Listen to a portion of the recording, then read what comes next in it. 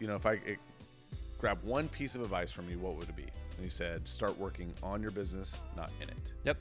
And that's kind of a snapshot of what you've been saying this whole time is. So when you move to scale, you're always creating a hedge. If you order 10,000 units, that's fine because you can get them at 10 cents instead of 90 cents. I get it.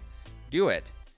But not if all of a sudden that eats up your buffer when things go wrong. Right. Things are going to go wrong, Right. and you're going to need that buffer. So there's a balance. I'm not going to sit down and tell somebody how to scale from 10 to 50 million. Right. Never done it. Right. Never done it. I can get you probably to 5. Right. So 0 to 5, yeah, let's have that conversation. Welcome to Processing Purpose, a business and lifestyle podcast committed to having honest conversations about the stuff in our lives that is often suppressed, ignored, or overlooked. We are two brothers from very different backgrounds, but with one common goal. From entrepreneurship to relationships, from hobbies to house projects, nothing is off limits as we process becoming the best version of ourselves in business and life. We back. He gave me the clap duty, and I just did what I do. Took it from 0 to 10 for no reason. Duty. It's where we sync up all the mics. But we have to say, for people that don't know, simultaneously, we're back. we are Well, that sounded cool and creepy all at the same time, to be honest. That's what I do.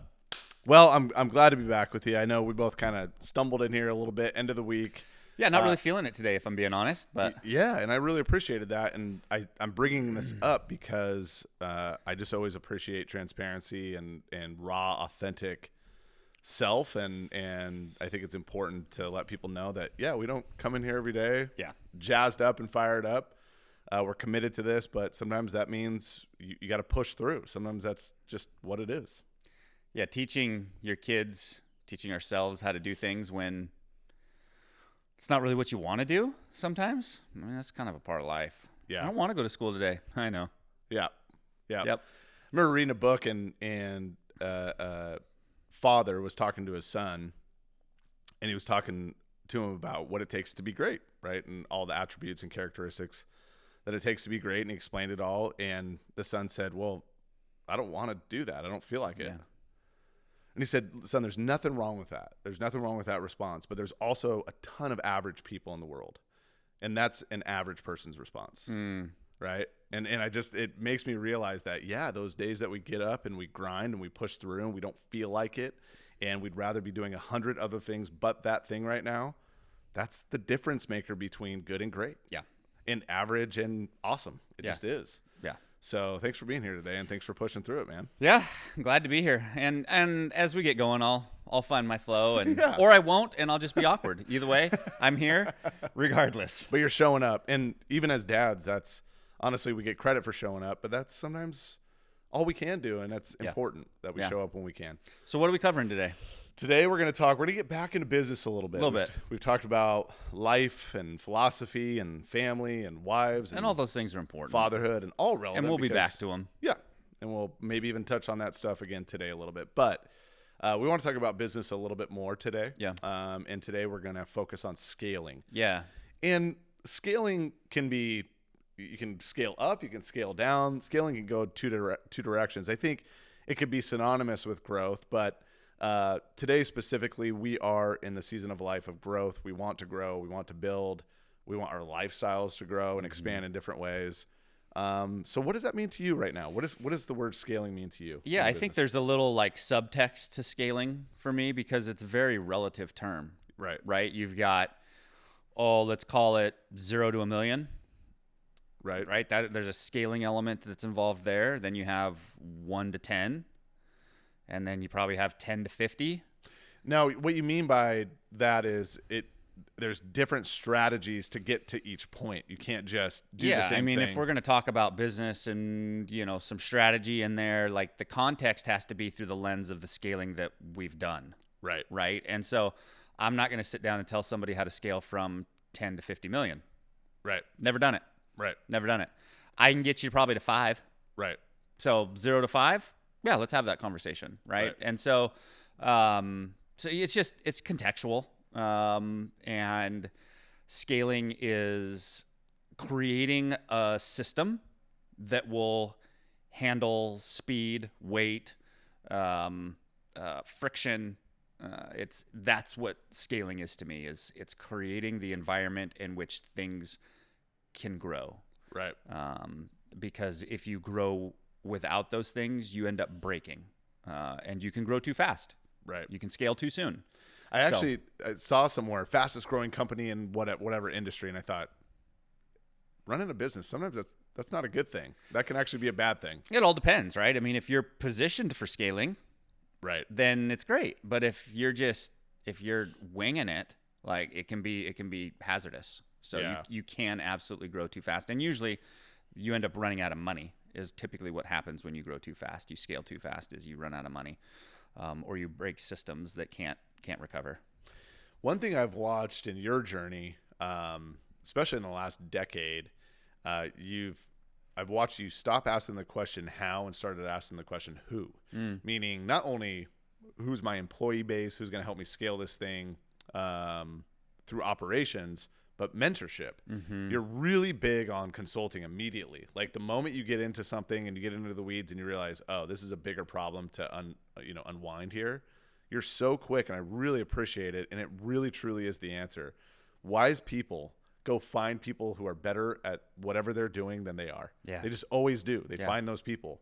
And so to that point, ultra important to find consultants that know what they're talking about. I don't know how people, I guess I do know how people, it's a bit rhetorical, but I was going to say, I don't know how people do it without getting help. Yeah. There's a lot more frustration. There's a lot more stress. There's a lot more mistakes. It's more expensive. Like, it's so much harder if you try and do, let's just say life. Right. If you try and do life without help. Right. Like whether you're trying to grow spiritually, fiscally, emotionally, relationally, help. Right. Like, I don't know why people don't ask for help. Why do you, it's tangent yet related. Why do, and it's typically men, stereotype, but typically, why do people have a hard time asking for help? Stopping and saying, hey, can you give me directions? Like, why is that a cliche? Why is that a thing? One, I think somehow, some way we've created it as an inconvenience in our mind, right? Oh, it's annoying to have to stop even ask. But more than anything, 99% of the time, it's a pride, ego thing. It's I don't want anyone to see, feel, or know that I don't know what I'm doing. And it's too bad too, because it's really hard to learn. It's really hard to be coachable in that stance, right? But if you open yourself up and go, yeah, I don't know, and it's okay to not know. Of course I don't know. I've never done this before. And what's always ironic is the person being asked to help is so willing to help. Not once have I ever said, hey, I really need help with this, and someone's ostracized me for it. I mean, it just doesn't happen. And we fear that it's going to, that they're going to go, oh, you idiot. No one's going to say that, right? It's like, but when we open ourselves up and become coachable and teachable, I mean, life's exciting. It's fun. You know? I see that show up for me, and I say I don't know why people have a hard time asking for help, but I see it show up for me in conversation. Like someone would be like, "Oh, do you know the thing?" And I'll be like, "Oh yeah, totally." No idea. And the problem is that you prevent yourself from learning. You prevent from truly connecting, or maybe understanding the insight of that person's talking about, and you turn around and go Google it because you feel like you should have known it. Like, no, I don't know about that. Tell me about that. Yeah. And I find myself doing that in conversation. So I guess I get it on some level. And what's also cool too is anybody that it doesn't feel like a great conversationalist, right? Can't keep a conversation going. You want to keep that person talking, right? That's the idea, is ask questions to keep them talking. They walk away going, that was the best conversation I've ever had. Yeah. They probably didn't learn anything about you, but that's okay. The point is keep them talking, keep them going, and letting them storytell is great. Yeah, finding help, right? Whether they're hiring someone like you to help figure out how do I create a legacy and create something I'm excited about, or whether they're hiring someone like me who's like, I'm stuck and I need to get to this point in my business, or I'm trying to solve this problem. Like, you got to have help. Yeah, and at this point, I'd probably say that scaling without help is not possible. I mean, well, I shouldn't say it's not possible. It's just not probable. You're certainly not putting the stack in the deck in your favor. No.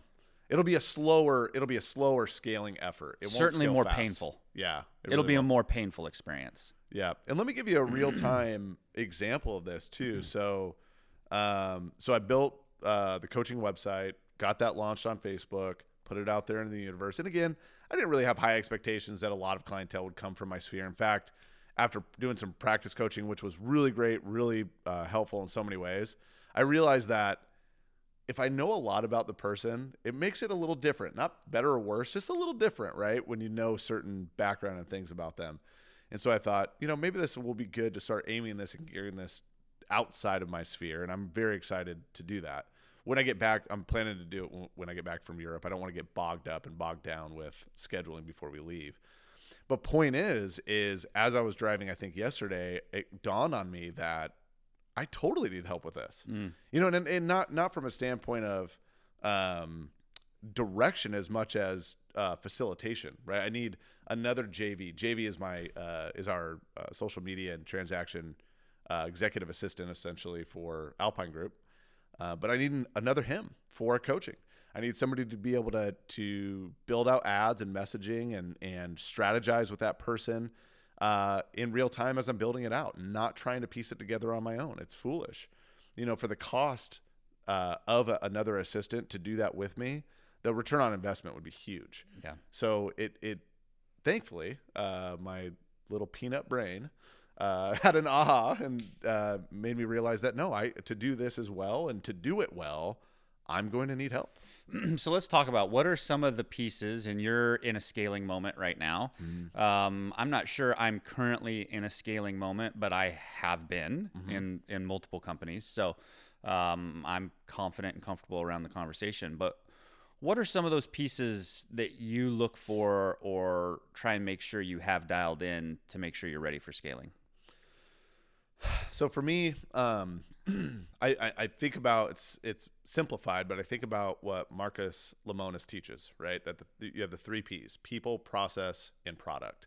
Our product is inventory. We have a fairly skeleton style of a business, meaning we don't. And when you say inventory, what's that mean? Inventory meaning homes, right. Properties to sell, land. Inventory for us to sell. But we don't have to manage it. I mean, we have to manage it in terms of marketing, but I don't have to bean count, so to speak, right, in terms of inventory. And so because it's a skeleton business in terms of our product, and it's in line with our processes and systems as well, but that's more in line with our marketing efforts. People, for me right now, our processes are really dialed in. So the next step for me in processes is our operations director, Steph Jones, incredible. Love you, girl. If you're listening, she has created incredible systems around what we do on a daily basis through listing input management, transaction coordination. We do a lot of social media marketing on behalf of the agents. We're building out a marketing suite, all sorts of cool stuff going on there. So our systems and processes are looking good and feeling good. The next step for me there is to not centralize. What's the word I'm looking for? But just simplify that into one contiguous system. And I'd love to build out a website or something like that for it, because I think it's proprietary for sure, but it's also really groundbreaking. I really believe that. And not because it's ultra creative, but just because nobody's doing it the way we're doing it right now, right? And I think it's pretty exciting, and we can take it one step further and make it even better for the agents and clients to use. So hopefully that will come down the line. But right now, my number one focus is people. People make all the difference in business. I can't tell you how. It's so thematic right now. Everybody keeps saying the same thing over and over. What makes a great business? The right people, right? How'd you grow your business? People. I mean, it's over and over and over. The right people matter. You said it yesterday. Not yesterday. I was listening to, it was yesterday, but I was listening to her podcast. But you talked about not only having the right people on the bus, but the right people on the right seats on the bus is so important. Mm-hmm. And so I'm just focused on that right now. We're opening the second office, so we're working on that, still getting all the terms ironed out. That should hopefully open by December.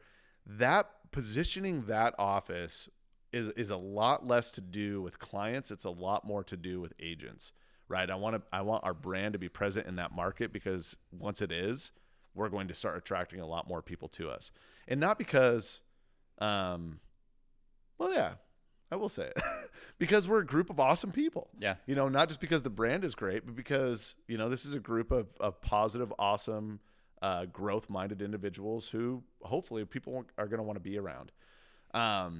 So really, outside of opening that second office and really getting that up and running and operating the way I want it to in the next year or two, our third move is into the Chelan market. That's on the table for now, but for Wenatchee, I've been committed to Brokers Tours every single week. Brokers Tours are Wednesday mornings. They allow brokers to come in and look at homes before clients do, just to kind of get our boots on the ground and that sort of thing for our clients and get feedback back to them and all that good stuff. But that's been paramount in just getting myself in front of other realtors, meeting new faces. I've met tons of new realtors, built great rapport. In fact, I've ended up with multiple lunches and coffees because I've been going on these broker tours. In fact, I have 2 next week that I just lined up yesterday. We got 2 individuals who are seriously considering joining. They're just right here, almost ready to join. So that will help push the ball forward a little bit more there. But, with all those efforts, I'm just focused on building the bench. We have our rock stars that are doing it, most of them have capped, which is amazing. We have a cap system within our commission structure. Really want them to thrive and make 100% after they've paid the house enough to cover our butts, and have a bit of a margin there. But really just focus on bringing more quality people in. And if we do that well, I don't think we can lose. Nice. Yeah. Nice. So that's the synopsis, but. Yeah. And it'll be interesting if we want to dive into some of those things. Like, there's a lot more specifics that go into that. I mean, that was the 30,000 foot flyby, right? Of scaling. I think of it a little bit more granularly. Like an example of this would be if you haven't read the book E-Myth. There's a book by Michael Gerber, and it is a quintessential book of like how to get beyond just you, like from a I'm starting out standpoint. Right. Like, how do I go from being the baker to running a bakery? How do I go from running a bakery to, right, having 2 or 3 or 4 of them? Like, what's that process look like? And so you're right. It does have to start with people. Because you can only do so much, right? And if you think of it from a scaling standpoint, that means that there's going to be more volume, right? There's going to be more volume of transactions, more volume of foot traffic, more volume of everything that's involved. And when there's more volume, you only have so much attention. Right. And so you have to be able to have a person to help you, people to help you, and ultimately then systems to make sure that the people operate the way you want them to operate. Right. And so that has to be the foundation of what you do. And you start by simply looking at the things that you do as an operator and go, what is my lowest leverage task? This might be, gosh, I'm still cleaning the bathrooms. All right, you should probably right. should pass that one off. Right. I'm still doing the dishes. I'm still whatever it might be, right? But the lowest leverage things, the things that's the easiest to hire for, the lowest dollar per hour tasks is really the way you look at it. What can be hired out for $20 an hour, right? Versus the stuff that you're doing, would you have to hire out for $100 an hour? Or $500 an hour, or right. $10,000 an hour. Like, what are those things? And you start by getting the stuff off your plate that you could hire out for $20 an hour. Right. As you do that, then you build systems around how those pieces operate, so that as you have attrition in employees, which happens every single all the business time, will go through. It doesn't matter whether you have A players, especially if you have A players. They say the life of an A player is 2 years. And then you better plan on replacing them because they're planning on replacing you. Yep. And so, you have to just plan for it, right? And if you have turnover, the best way to get that person back up to speed is to have a system built around what it was that they did. Right. So that's not just, but it's documentation, and it's, manuals, and it's the whole thing. Yep. And if you don't have those things, they break when you start going fast. And breakage, stressful, and breakage means stress. It's a direct correlation. Breakage does mean stress, because whether it's a software system that's breaking, or whether it's an unhappy client because something fell through in the process that shouldn't have, if there had been a system around it, like it's stress. It's stress for you. It's stress for your employees. It's stress for your customers. But breakage will happen. You're not going to avoid it. Breaking things is part sometimes of identifying the areas that need reinforcement. And sometimes you don't know that until it breaks. And to your point, as you scale, you expect it to break. Like it's almost like they're meant to be broken because they were built to scale to a certain point, but they weren't built to scale to where you're going now. And a smart operator does their best, and you're not going to get it right all the time, but does their best to go, where's my weak link? Right. Where is the next piece to break? It's not broken, but where do I think the next piece to break is? And let's start building in a redundancy. When it breaks, what's going to be my solution? Right. What's my next step? What's the bigger play here? Once that breaks, what's the enterprise solution to the small business solution, right? What's that next level? And, I'm more on the tech side of things, even though it's an agency, we're definitely still on the tech side of things. And so it has a lot to do with technology and software and systems. And, I'm looking at systems right now. Right now I'm sitting in a place where I'm like, okay, what's my next lever to pull? And honestly, it's how do I get AI to do some of the things that our staff is doing, whether that's to limit my payroll, remove employees entirely, or just level up what we're capable of doing.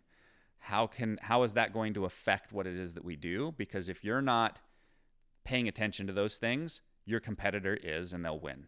Right. And so you have to, whether you agree with it or not, you have to. And so that's what I'm looking at, is like, how can I involve AI in our different systems, and in our scheduling, and in our, our follow-ups, and in our customer support tickets, and what of this can be done on an automated level. But you're looking ahead. A smart operator looks ahead and goes, all right, what's coming? What are going to be the forces, right? It's kind of like driving. Curves up ahead, 40-mile-an-hour curves in a 60-mile-an-hour zone. All right, I better start slowing down just a touch. Right? Otherwise, what's going to happen? There's going to be some breakage. Right? Well, and to that point, our fractional CFO switched us over to accrual accounting so that we could start creating projections that made a lot more sense, so we can get ahead of those conversations instead of being reactionary to the market or the conditions we're in. Yeah. And I'd be curious to have a conversation on why accrual accounting is the right thing for your business. My guess is that it has to do with the way you guys make money. Most businesses are best operated on cash basis versus accrual basis. And so we're a cash basis across the board. Accrual is it's a more difficult way to do accounting. And so it'd be interesting to have that conversation at some point. But yeah, exactly. Seeing those things so that you can know, all right, I need to make a pivot here so that I can see my financial picture a little bit better, so that I know how much I'm anticipating is going to be left over in December, so that. And you kind of you're playing chess. Right. You're playing a game, and you're going to have to think 3 or 4 or 5 moves ahead when you're scaling. And so you're doing your best to not just deal with the fires at the moment, but also project out, like, all right, but where are we headed, and how do we get there, and what do we need to make sure is in place to get there? And it's, maybe not always the case, but the bigger you get, the larger you scale, the harder it is to pivot.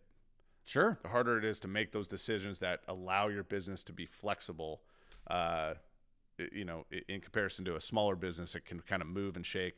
That's why so many of the big players are so scared of the second and third movers in smaller tech companies, because they have the flexibility to bounce and move a lot quicker. No, I really appreciate you breaking that down in that, because yes, you're right. It doesn't.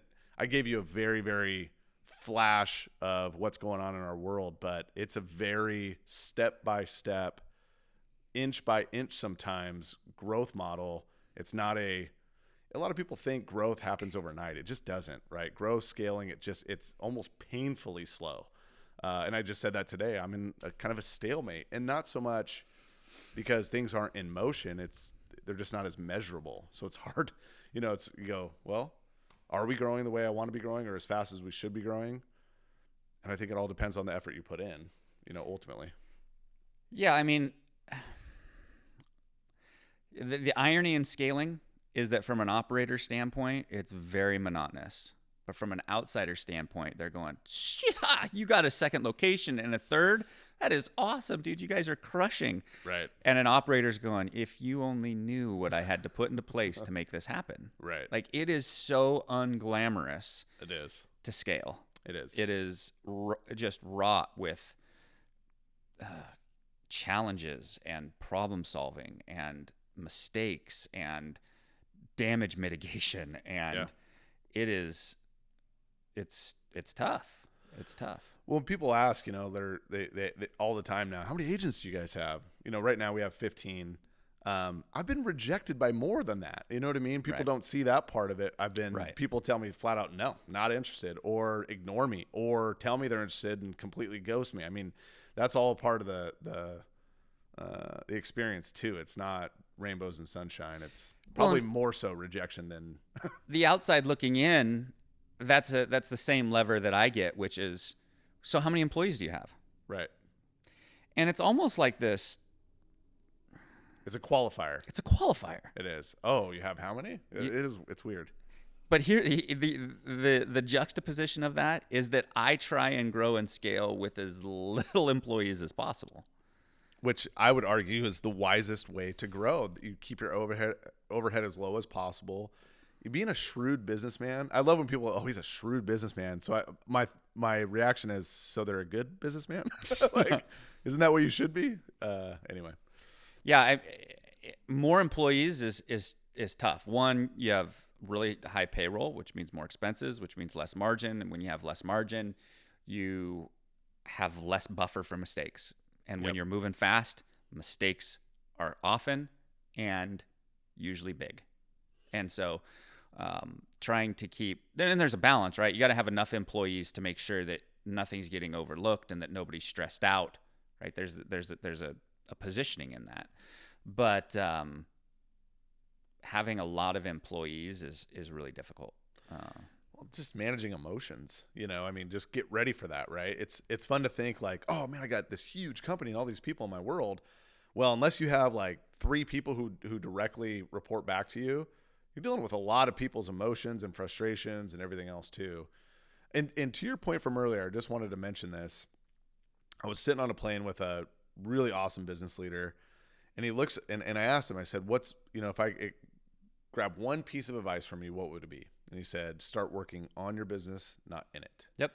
And that's kind of a snapshot of what you've been saying this whole time is you slowly have to start replacing yourself, assuming you're driving the revenue, right? Mm-hmm. And if you're not good at driving revenue, you better get somebody in there that can.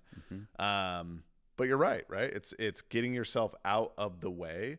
And when we watch that show, The Profit, with Marcus Lemonis, it's like 95% the people are the problem, and the people being the owner. Yeah. The owner just can't get out of his own way, her own way. They're heady, they're prideful, whatever else. And the faster you get out of the way and trust people to do their jobs, put people in positions to make decisions. And by the way, if you're not letting them make decisions, you're empowering nobody. But if you do that well, you're building something that's sustainable and can last beyond you and can bless families and bless people. I think when you take yourself out of the picture, it makes you hopefully a little less selfish. Makes you realize this is a bigger thing than me. This isn't just me anymore. This matters. And as employers, every single employer I know, I know, not every single employer, because I'm sure there's plenty out there that aren't like this, but the ones I know deeply care about their employees and have deep obligation on their shoulders, on their hearts, to care for their families, to provide an opportunity and income for their families. The thought of everything dissolving, all these people losing that and not having that, it's devastating to an entrepreneur, to a business owner who really gives a shit and matters. These people really, really care. Yeah. So that's a difference. Yeah, there's you're right. The operator, often the owner, is often the bottleneck. And getting out of our own way is typically a blind spot. You typically don't see the things that's holding you back. You're trying to move forward and you're not seeing it. Yeah. And that's where mentorship comes in, right? We talked about that. That's where coaching comes in. Someone that can point that out and go, you need to do this differently. Right. But, the other side too of, making sure that you take care of your employees, part of taking care of your employees, coming back to having too many, is making sure that you have the right employees in the right places, and not too many, not too much, because that's not helpful either. Right.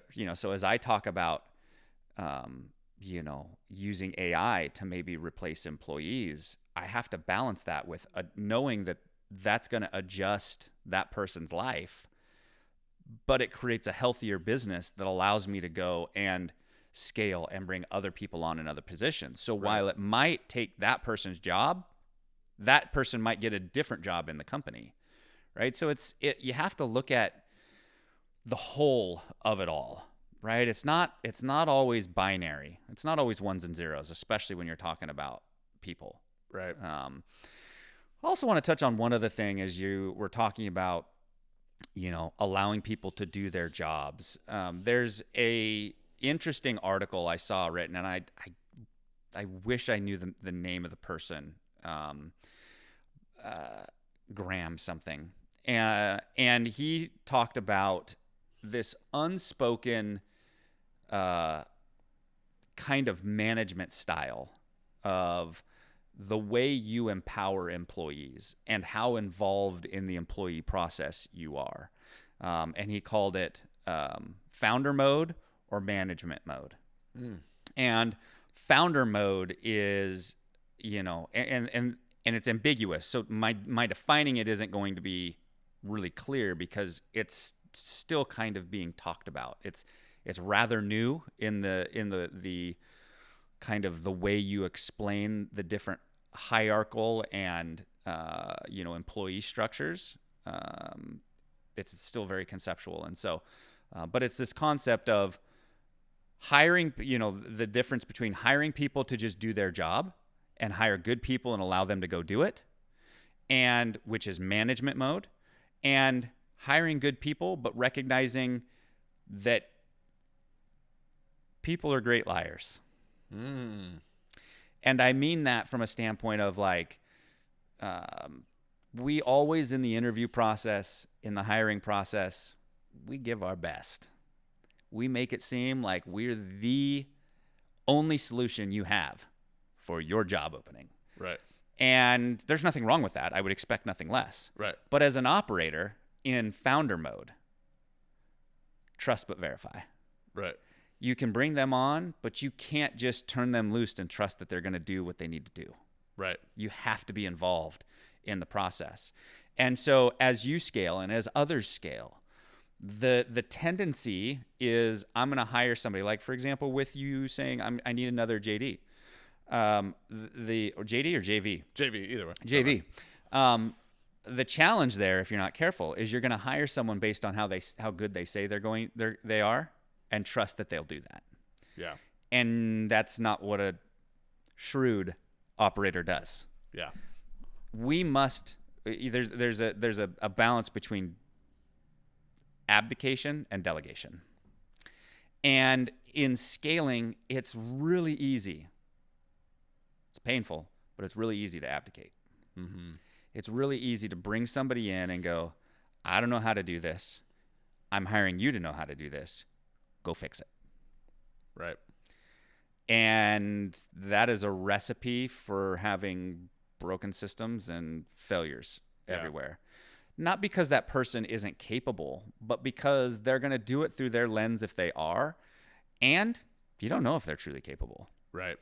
And so as a shrewd operator, you must know how every segment of your business works. Totally. That doesn't mean you know how to do it proficiently and that you're the best solution for it. But you need to know how it all works so that you know, is this operating right? Is it moving correctly? Are we getting the results that we're expecting? Is it taking the right amount of time to get those results that we should be getting? Is it taking the amount of work? Am I paying the right amount of hours for the work that I'm getting? You have to know these things so that when you bring the person in, you know whether they're the right person or not. You don't know whether they're the right person or not from the way they interviewed or the jobs they've had previously, their experience on their resume. You have no idea. Right. It's the worst indicator ever. You only know if they're the right person for the job if they've executed and proven to you that they're the right person for the job. Yeah. It's very true. And I'm going to quickly throw a plug out to Brivity. Brivity is the company that we hired JV through. And so he's a 1099 independent contractor.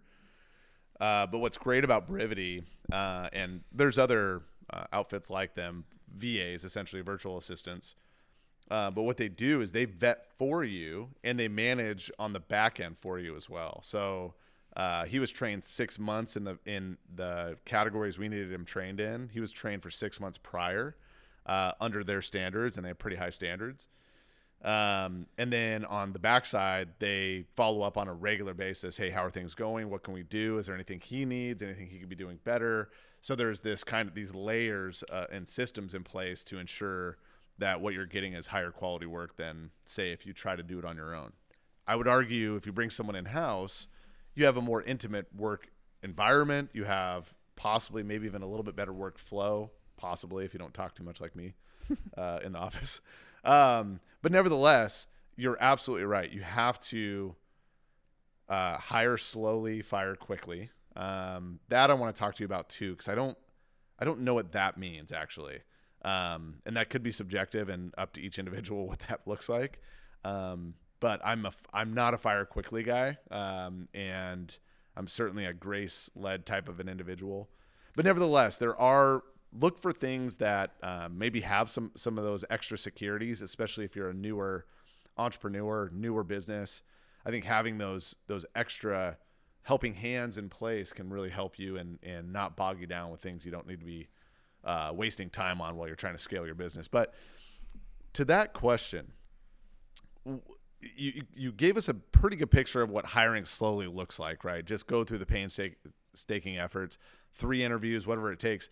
You can also speak to this later if you'd like, but you have a really cool system in place for hiring executive assistant and making sure that you end up with a really high-end candidate, so to speak. But what does that timeline look like?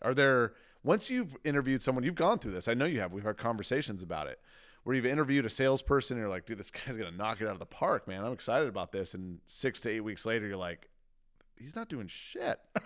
What happened? Mm-hmm. But what does that timeline look like for you?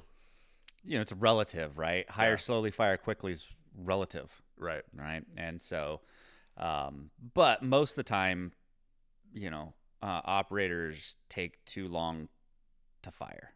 They do. They take too long to go. They'll figure it out. We'll just give them time instead of moving on.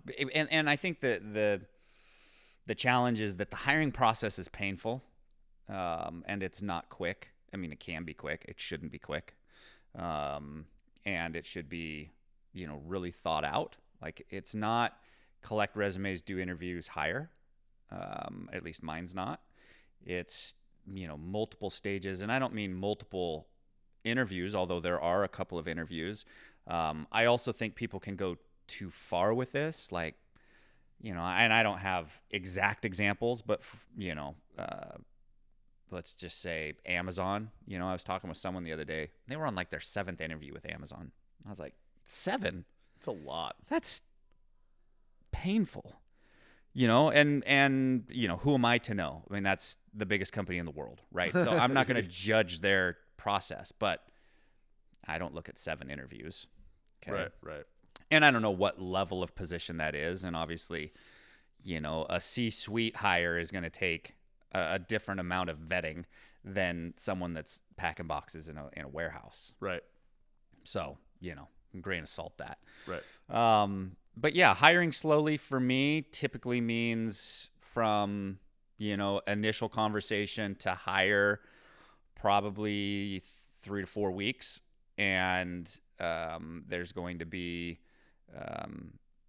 a phone call, 2 interviews, homework. There's going to be a process in that to make sure that they can prove some level of competency for what I'm hiring them for before being hired. Not just that that's stated, but that it's shown. I mandate that for all of our positions. You have to do some homework. You gotta show me that that you can do this job and give me an example of how you would solve this problem or that. Also have a process for weeding out who I'm going to do that. And I don't do the first levels of interviews. My assistant does, but there's a process for who that's going to be, who's actually going to get a phone call and who doesn't. Right. And you do that from the job posting level. Right. And so you create strategic job postings that have a very specific application process so that if that person didn't even read your job application and applied in the manner that you wanted them to, it's not even considered. Yeah. They were just slinging resumes. Yep. And so you stack a system, you systematize the process so that once it gets to the point where I'm sitting down with somebody, there's a pretty good likelihood that they're in the region of qualified for this job. That doesn't mean that they can do it, but that they're getting close to being able to do it. And then firing quickly, I mean, for me, that could be within the first week. And outside of like behavioral abnormalities. Yeah, there you go. Nailed it. Those sorts of things which are obvious, right? Like, hey, that was not good what you just said to her, and I gotta let go now. But just like operational day-to-day stuff, like what do you look for? Like, just simply not executing on what they said they would, or what are those red flags? Well, we're a fully remote company. Okay, so all staff is fully remote, and so you have to be able to work with autonomy and by deadline. And so if you're not meeting things early and there's an excuse for why, and I'm on my second excuse, like things happen in my life. So, oh gosh, I know I told you I was going to get that to you yesterday, but my daughter called, I got called from the school. She was sick. I had to go pick her. Okay. I allow that. Like that happens to me. Totally get that. If it's happening twice that week, happens the following week, I'm not getting, they're late to, they're 10 minutes late to a Zoom meeting that we're supposed to have. They had to cut the training session short. Right. So it's little things that end up creating a narrative. Right. And if I get 2 or 3 narrative things that are flags, you're out. Yeah. You're out. I don't have time. Yep. I don't have time. My staff doesn't, and I'm not doing training anymore for the most part, but my staff doesn't have time to train you. Like hiring somebody is one of the most expensive things that you can do. Right. Because it's being done slower and it's taking 2 people. Right. And so it's so expensive to hire. So to get somebody up to speed in our company takes 3 to 6 months to get somebody truly up to speed. If I'm going to take 3 to 6 months before I decide whether or not to keep that person, my costs go through the roof. Because I paid for an extra employee, the job got done slower, and I paid for the person to train them that should have been doing other things. Right. So it's like it's opportunity so cost. multiple facets. Yeah. So if I can identify quickly that, look, this just isn't a good fit, like, and I'll have that conversation early if I see this. I'm like, look, I just want you to know what I'm seeing. I always take ownership first. Am I not doing something to help facilitate your job and to make this easy for you? Can I help you in some way? And if they're like, no, you're doing great, I'm like, okay, then here's what I'm seeing, and this needs to change. Yeah. You got 1 week to do it. That's it. Yep. Yeah, and ironically, that person knows, right? Of course they know. They're not walking into that conversation thinking like, "What are you talking about?" They know they're not stepping up to the plate. Let me do a quick shift here though, because I want our audience to really have something bitey to walk away with, and I'd love for you to help explain when is scaling appropriate. Like, when do you know? Like, when do you know you're at a point in business like it's like, oh, okay, like we got to go. Like, it's time to go. Is it demand's way outweighing supply, or what is the factor, the indicator? It's like, it's time to freaking scale. Let's roll. It's a great question, and it's not just a. It's not an easy answer. It's not a formulaic answer. Yeah. You know, it's going to be different. It's going to be different for everybody and every industry and every niche. But generally speaking, it's an opportunity. You know, you have a CPG, consumer packaged goods brand, and you get an order from Walmart, right? It's like, okay. It's going to be a lot of units. You don't tell Walmart no, you figure out how to fulfill. Yeah. Right. And so that could be a reason that it's time to scale, is like, okay.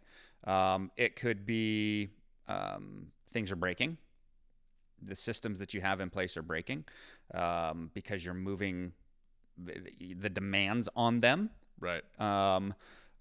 It could be balls are getting dropped by employees because they're trying to do too much. Right. And it's time to scale payroll. You know, you can scale different things too, right? So you can scale payroll, you can scale marketing, you can scale, you know, whatever is that you can scale up, manufacturing, you can, you know, scale logistics. Like, there's so many things that you can scale that all equal scaling revenue, that all equal scaling to the next level.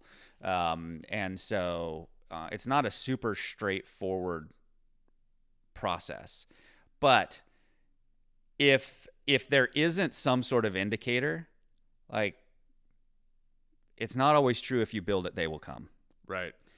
And you can't think that you're ready to scale when there isn't an indicator that you're ready to scale. Be very careful of that, actually. Yeah, you don't go make 10,000 units when you're selling 500 through one store.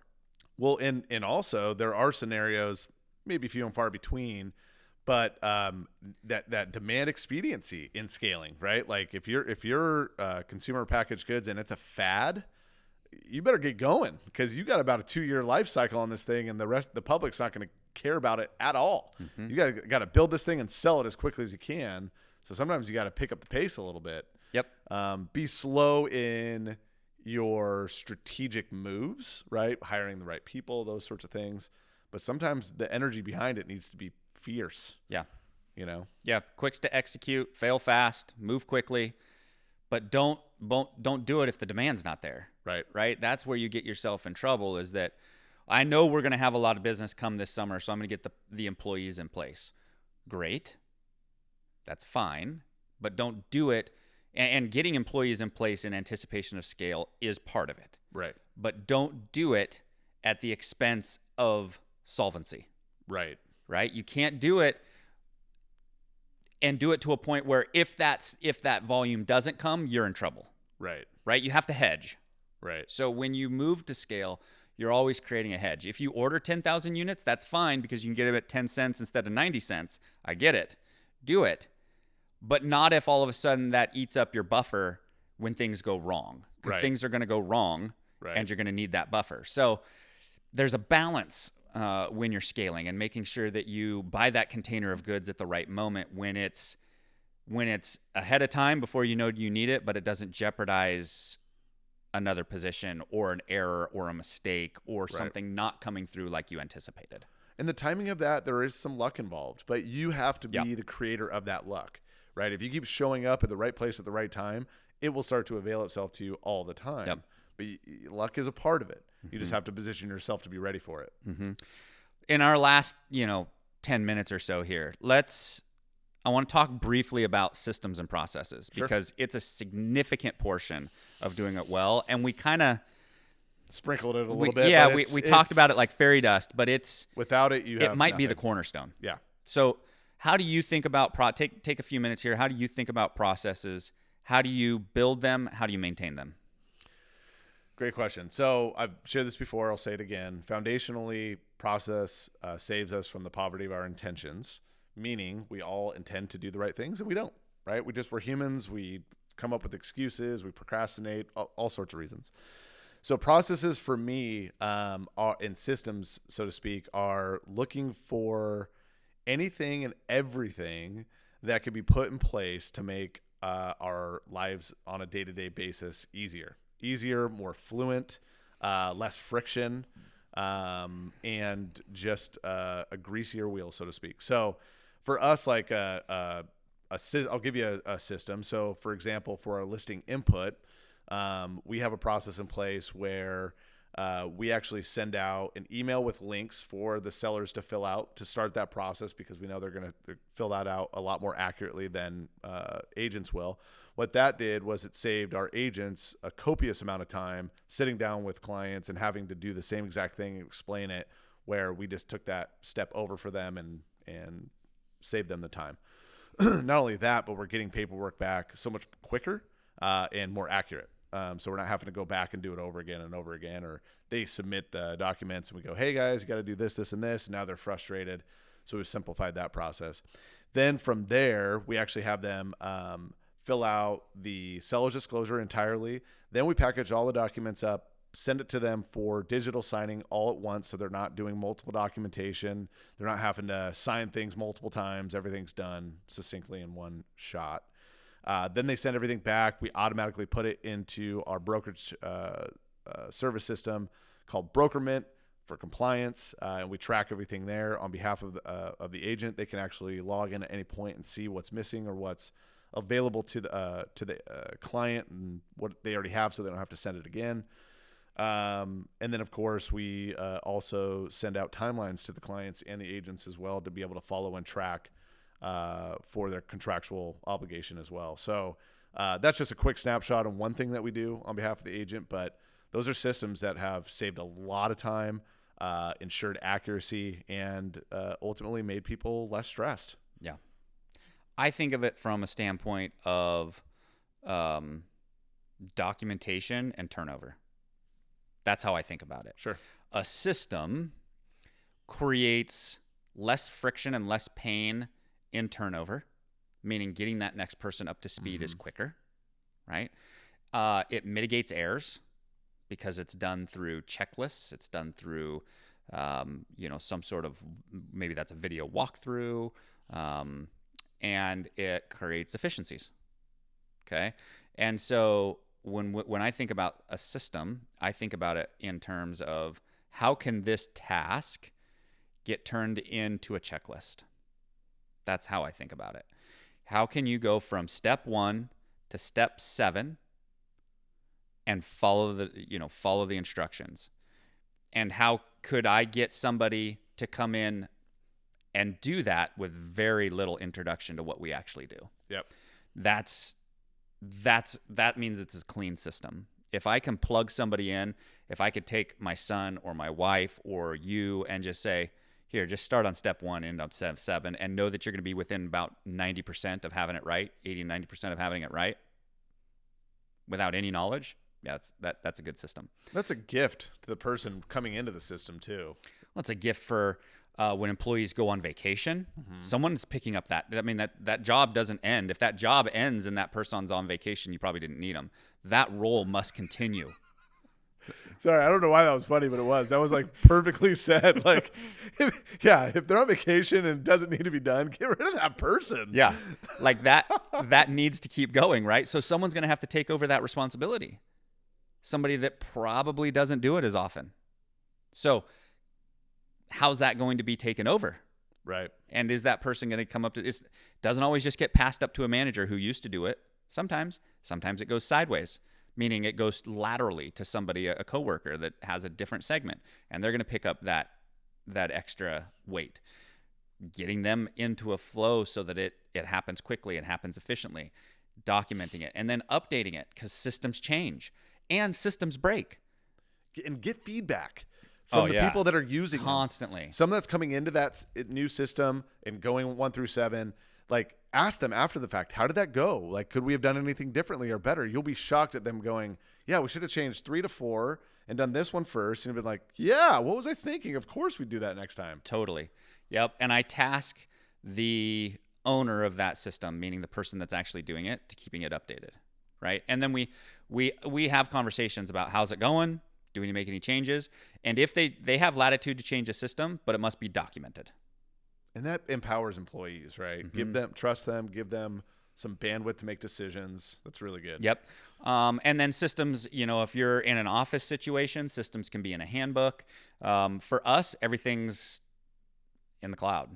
All of our systems are in Google Drive under, different segments of operations, and it's all documented with videos and links to, visual aids. And is it perfect? No. Is it 90%? Yeah, it is. And as the owner, it protects you from getting into really stupid arguments with people, right? Like, oh, this is the first time I'm hearing of this, or, well, I didn't know about that. Really? You go, well, look at number 3.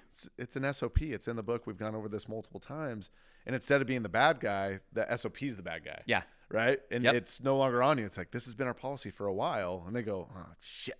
They can't argue it. Yeah. And not to say you want to stick it to people, but it's nice to be able to lean on that instead of go like, did I just make this up? Mm-hmm. That's not good. And creating systems and processes is one of the most painful parts of a business. If you can find someone that loves it, keep them forever. It's great, but it's so laborious. It is. Because you essentially have to watch over somebody's shoulder and watch them do it all and essentially take notes. And it's grueling. And systems, like we've mentioned multiple times, will evolve and need to be updated as you go. But foundationally, the work itself, like once it's done, right? You have those things in place. Now you'll have to add things as you go. You'll change things as you go. But it doesn't matter. You don't have to go through all that painstaking effort from square one. Yeah. Right? You're just tweaking things as you go now. Yeah. And I don't care what kind of business you have. Landscaping to, real estate to agencies to surfboards. Like, I don't care what it is. You can systematize all of it. Right. Like, how do you mow a lawn? All too often, you think about it and there's no system. They're like, oh, you just go out and like mow it. Right. No. Like, how do you mow it? Like, do you trim first or you trim last? Okay. Do you go around the outside 2 or 3 times first before you go back and forth? Like, do you mow around each tree, and why? Like, create a system so that it's done the same every single time. One, so that you have consistent product. Your customer knows what they're going to get, and the employee knows how this is all going to go. It's done this way because it's the fastest way. It's done this way because it's the cleanest way. It's done this way because of X, Y, Z. And that gets everybody on the same page. And truthfully, Starbucks is the largest coffee company in the world because they were the first one to master systems around coffee service faster and better than anybody else. That's true. Look at the great systems engineers of the last 150 years, right? You can look at the 2 that pop into my mind are Ford, Big right? time. He was the very first to create an assembly line. That's a system. It's a really impressive system. That's a process of building a car. Right? And he changed, instead of building the whole car one at a time, he said, you're in charge of the frame. You're in charge of the doors. You're in charge of that. And it created this system of how to do things efficiently. The other one that pops into my head is McDonald's. Yeah. Right? Yep. I mean, Ray Kroc went into McDonald's and changed the system. Right. Changed the process. Or maybe he bought the process. Maybe that's what they did. McDonald's had it, and I could be getting it wrong. Yes, I've seen the movie, but I don't remember. Maybe he saw that the way McDonald's brothers had done it was the system was so special, and he bought that. I don't remember exactly, but it was the system is what made it so that the hamburger that you got in California was the same as the one you got in Indiana, and that there was no deviation from it. It was all about the process. It was all about the system to create a consistent product. Yep. Really good. The last thing I'll say, this is my finishing piece, is if you feel like you aren't at a point of scaling, I would say start with, or if you're wanting to scale or want to get to that point, start with your database, especially if you're a service-oriented business. Start with your database. Learn how to communicate with your database better, more effectively. Learn how to convert your database from communications into appointments and sales and contracts or whatever industry you're in. But I think I'd say that's the first and foremost thing is become a database expert. Great. Yeah. Yeah. I mean, it all has to do with what levers are you pulling? Yes. If you're a bakery, your database doesn't mean anything. Yep. Right. It's like, okay, how do we systematize making sure that our croissants are done by 6 a.m. every day and that you're not the one doing them. Right. Right. It's how do we make sure that our deliveries are all the same, or how do we make sure, I guess the data, those all could be considered databases, right? If it's deliveries, it's the people that you're delivering it to, right? If it's, manufacturing, it's going to look a little bit different. It's a great conversation. It's not the same for everybody. And you can talk about it conceptually, but for your particular business, it's going to look different. Yeah. I've built two very different companies. Mm-hmm. I built essentially a retail environment, a surfboard manufacturing company that also had a retail element, and a marketing agency. And it's like, well, those are very different. If you know my background, there's a common thread there. But the way you have to go about scaling a surfboard company and what you have to focus on first, and you mentioned at one point, like, how do you know when it's time to scale? Well, for the surfboard company, when we had 97 surfboards in our apartment and we were trying to decide, do we sell the kitchen table because we needed more space? Yeah, it was like, oh, that's a flag. Okay. Yeah. Probably should get a storage unit. Right. Yeah. So that it's going to look different for everybody else. For the agency, how did you know when it was time to scale? When all of a sudden we created a bit of a silver bullet on agency lead gen and how we were getting more clients. And it was like, oh, if I pour gasoline on this, if I go from spending $100 to $500 a day in advertising to $1,000 a day in advertising, the math compounds very quickly. All right, well, for me to be able to pull that lever and spend that, I'm going to have to get employees in place, and I'm going to have to be able to handle that type of volume. And some of those elements of your business are going to be extremely hard to let go of, and let go of the control behind it, or whatever you thought you were doing an incredible job at. Chances are somebody else could do a much better job than you. Mm-hmm. But it's going to be really challenging. But the moment you see it all work and start to come together, mm-hmm. You've been through it. It's magical. It really is. Yeah, there's challenges along the way, but it's magical when you start to see and empower others to do that work, and they start to do it better than you could have ever done. It is. It's a little. Yep. Like I get chills thinking about it because it's pretty wild to watch happen. Yeah, and then you had to have feedback loops to make sure the job's continuing to get done the way you want it to do. So whether that's weekly reports or whether that's there's this odd balance between micromanaging, and that's why people defer to management mode versus founder mode, is they're afraid of micromanaging. Right. The reality is that especially at speed, it takes a bit of micromanagement. It takes letting go and delegation, but if you don't make sure that those things continue to happen, or you're trying to work through a manager to do that, things break. They will. And so you have to just keep your hands somewhat. You're not in it, you're on it. Yeah. Right? And that's the difference. You might not be doing the executing, but you're there in the meetings. You're there for the conversations. You have an open door policy so that they can bring you challenges. You're checking in. Hey, how'd that go this week? How'd that go with that? And you're a part of it so that you know when things are breaking, they're about to break. You can anticipate break. The best operators are the best problem solvers, and they see it in advance of the problem needing to be solved. Right. Yep. Don't think I could say it any better myself. That's well said. Okay. Well, appreciate it. And like you said, it's all relative to you, where you're at in your life, but scaling is fun. Growth for us is everything. Yeah. And they are sometimes synonymous, but if you want to do it, you can. And if you're listening to this and you'd like to have further conversation, I'd like to have that conversation. Yep. Like, that is my skill set, to be able to come in and go, oh yeah, I see what you need to do here and here and here. Let's change a few things here, and you're going to be in a good position. Let's talk about it. Correct. And I've seen him do it. It's pretty incredible. So Love you, bro. Love you. We're out.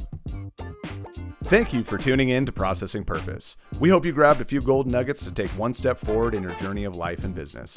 Please remember to like and subscribe our channel if you'd like to get more content to help you build and grow everything around you. Make today your best day. Today is day one.